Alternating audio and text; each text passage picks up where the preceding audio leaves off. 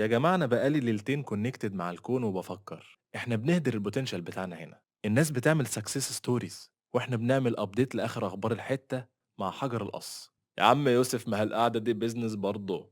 إحنا شغالين راديو الحتة، بس المشكلة إن الإعلانات عندنا ببلاش ومفيش يا يوسف هتقول عن ضيع وقت؟ ده إحنا هنه بقالنا 7 سنين هنعمل دراسة جدوى الكراسي القهوة دي لحد ما خشبها نطق وقال كفاية. نو مور كلام. احنا لازم نفتح بروجكت، حاجة تنقلنا من مود القهوة لمود ريادة الأعمال ونبقى أصحاب بيزنس. قشطة يا مانيو، أنا معاك في أي حوار، بس وحياة أبوك بلاش مشروع يحتاج عتالة.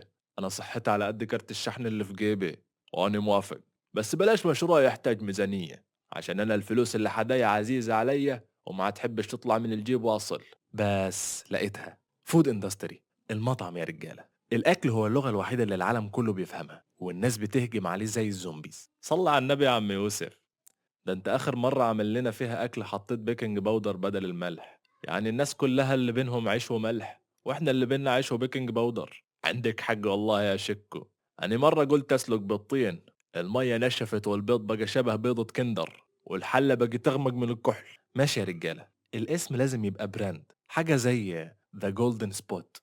جولدن سبوت ايه يا يوسف؟ احنا نسميه سم وكل، عشان لو فكرت في المكونات مش هتاكل اصلا.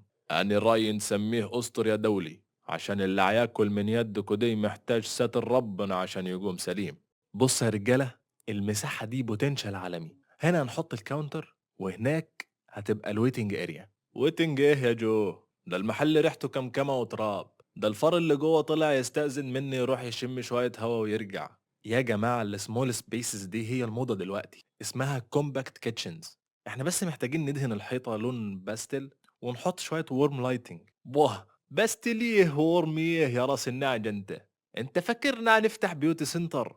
احنا عايزين نبيع سندوتشات كبدة. الفلوس دي سيد فاندنج يا جماعة، يعني بذرة. احنا هنبدأ بمنيو مصغر جدا، ساندوتش واحد يبقى هو السيجنتشر بتاعنا. طب بصوا يا رجالة، خلينا نبقى بروفيشنال شوية ونحسبها بالعقل. الإيجار كام؟ الراجل قال 3000 في الشهر، تمام. والكهرباء والمية على الأقل 1000 كمان، ده غير الغاز لو الكبدة قررت تشتغل معانا. يعني احنا كده داخلين في 4000 جنيه قبل ما نبيع حتى سندوتش واحد. طب السندوتش بكام؟ نقول 30 جنيه، يعني لازم نبيع حوالي 130 سندوتش عشان الإيجار فرداني. 130 سندوتش؟ ده الشارع كلياته ما يعديش 50 نفر، ده لو كل اللي في الحتة أكلوا مرتين برضه هنفضل مديونين للفار اللي ساكن جوه.